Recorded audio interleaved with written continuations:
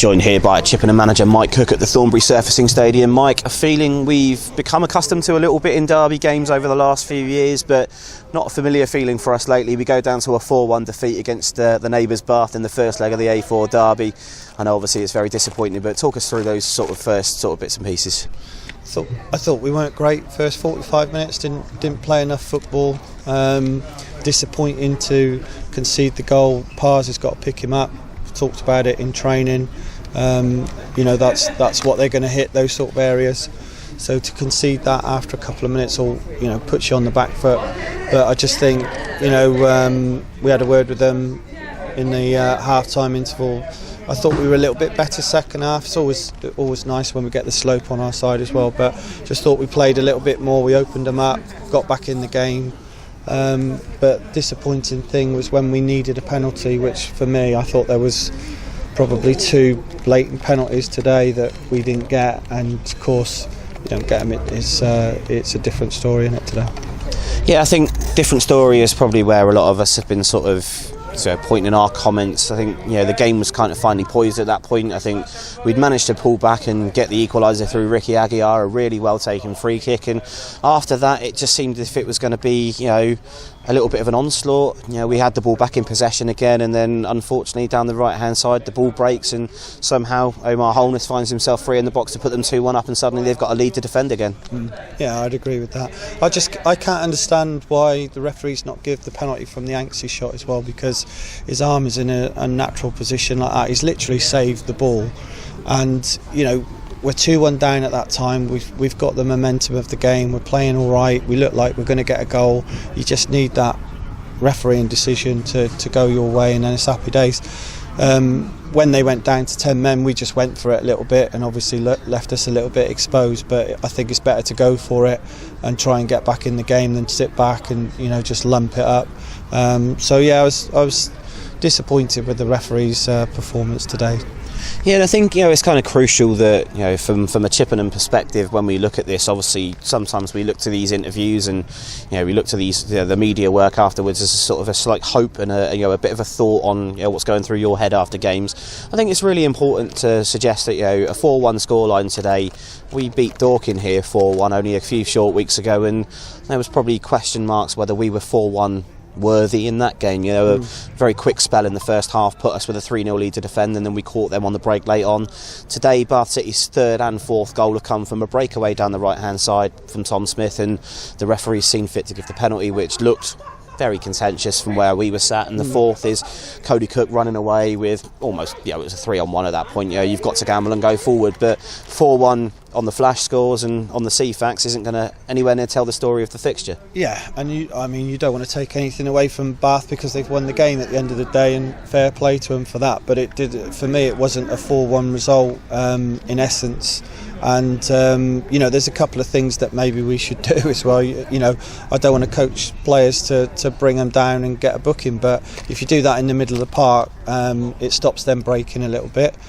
Because the way that the referee was handling the game today, it was only going to give you a yellow card if he was going to give anything. So you've got to say, especially to the young lads as well, that you've got to be professional, and you've got to maybe tug the shirt and bring them down. And it's not a great thing to say, but that's what other teams do to us, and they seem to get away with it. Well, it was evident today that was what was happening from the Bath City playbook. They've came out here with a very experienced side, and to be honest, with the Jordan Dyer goal 4 minutes in, it gave them something from that point. But I do believe personally that after the goal from Dyer, they didn't really show much in the way of real chance creation. They were just a very clever squad in the way that they went about their work. It was almost, without being too disrespectful to Bath, because obviously, like you say, credit's got to go where it's due, it was almost like watching a Hungerford or a Concord, where they sat there in that block and almost sort of play for that. It was a lot of holding, a lot of two hands in the back that weren't getting picked up, and maybe I suppose it is the naivety of youth on our part that's maybe allowed that to get away from us today. Yeah, I'd agree with that as well, and this is all part and parcel of the game. So like we said, we don't want to take too much away from them because they've won the game 4-1, but we've got to be cleverer, and we've got to be a little bit more switched on in those situations. And if we're going to play youth team players and they're going to come in, you've almost got to chuck them into it, and they've got to learn on the job, and that is not ideal.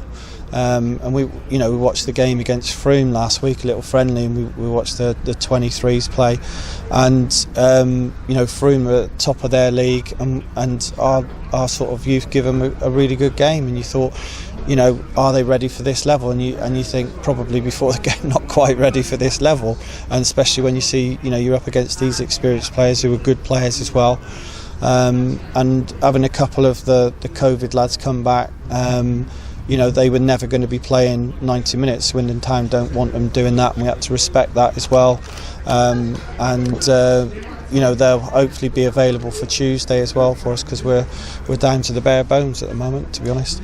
Yeah, and I think that's what we're going to move on to there. Try and put this result in the rear view now. I think it's very important for supporters, for anyone associated with Chippenham, to understand that although it hurts to lose a game in the derby, it hurts to lose by that scoreline.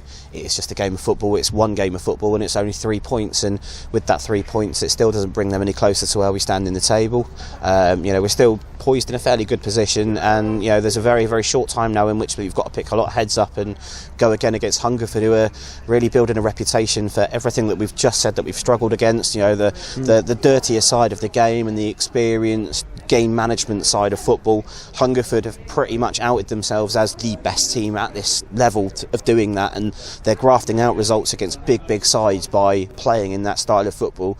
It's got to be a bit of a headache for yourself now, Mike, going over with only a couple of short days in order to get that sort of in affairs and sort of teach the lads how to act on gamesmanship. Yeah, but also as well, I think Danny Rumson's done a really good job with them, and I think that he's worked with what he's got when he first come in, and he's surprised a few people, and credit to him. And if that's what your strengths are, and he definitely plays to that as well. I think that they're more direct play. I think more of the team that plays a little bit more directly, but they have got some good players as well. They can play a little bit when they get into your half of the pitch, so it's going to be tough on that surface as well. But we've got to pick ourselves up, and we've got to go again. We've got to see what the casualty list is. We've got 2 or 3 that are in there at the moment that are struggling, so we've got to make sure that they're okay tomorrow morning to play Tuesday. But like you said, I think it's going to be a very tough game. Yeah, we saw Alex Bray obviously leaving the game on the 45-minute mark. Looked almost like a recurrence of the injury, but as he came past, he kind of gave us assurances it not as bad as last time, but it just hurt a little bit. Was that more of a precautionary move, or was Alex simply unable to play? Yeah, I think he's struggling. I think it's going to be another 3 or 4 weeks again. We've got Danny Greenslayed out with his shoulder dislocated in training the other night.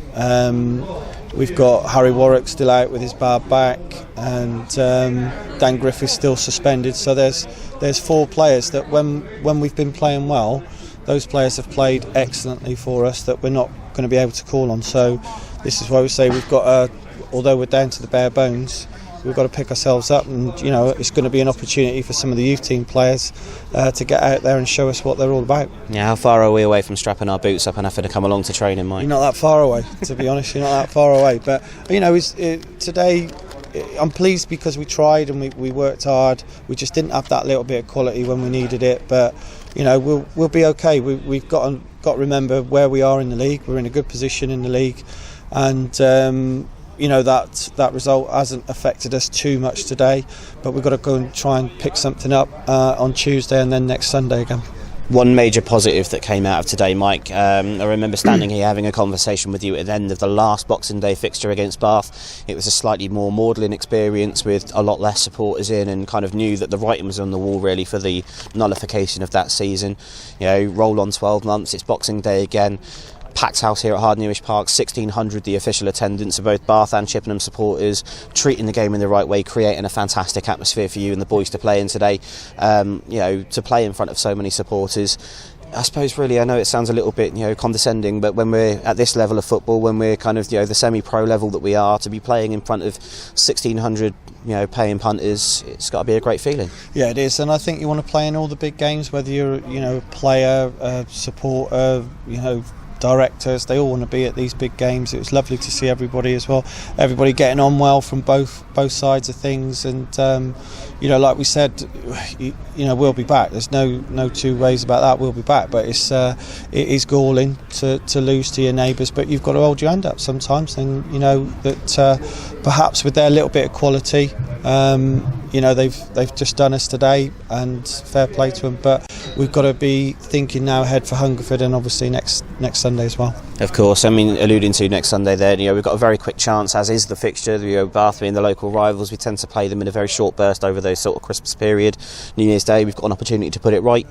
We've had fairly decent results over the years down at Twerton, apart from maybe save one or two where we've experienced just how good Bath City have had in the last couple of years, and it makes no sense for Chippenham supporters, however ardent, to sit there and suggest that Bath haven't had a good side down there for the last 2-3 seasons. But credit to yourself and the lads for the way they've gone about things. A lot of people came into this with real sort of hope that they could get something, and in all fairness, they've turned up in their numbers in quite a significant amount today. I'd say 1,600 supporters, and unfortunately, whilst we've only just come up short in terms of the result, I mean, it's not that far to travel down the road to Bath, and I'm sure that you'll be absolutely desperate for their support down at Twerton Park on Sunday. Yeah, definitely, and it's nice. Jerry's changed his team shape today because he's respected the fact of what we've done, especially recently, and coming across 1,600 supporters, like I said, is fantastic for everybody. So hopefully we can all get down their place next week and create an atmosphere like's been today, and then we'll see what happens.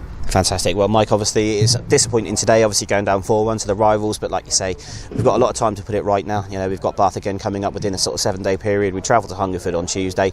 It's interesting, and point of note for anyone obviously listening at home, that's a 3 o'clock kick-off, isn't it, I believe, against Hungerford. That's not an evening one despite the day. No, I think it is 3 o'clock, to be honest. Yeah. Perfect. So in that case, obviously Hungerford, it's not a long trip away. You've got the local games, and I think with the boys and the way that you put it in for December, I think we've certainly earned the people coming out and backing that. So for today, Mike, it's commiserations, but all the very best for the next 2 games, and we'll catch up with you on Tuesday at Hungerford. Great. Perfect. Thanks, mate. Cheers.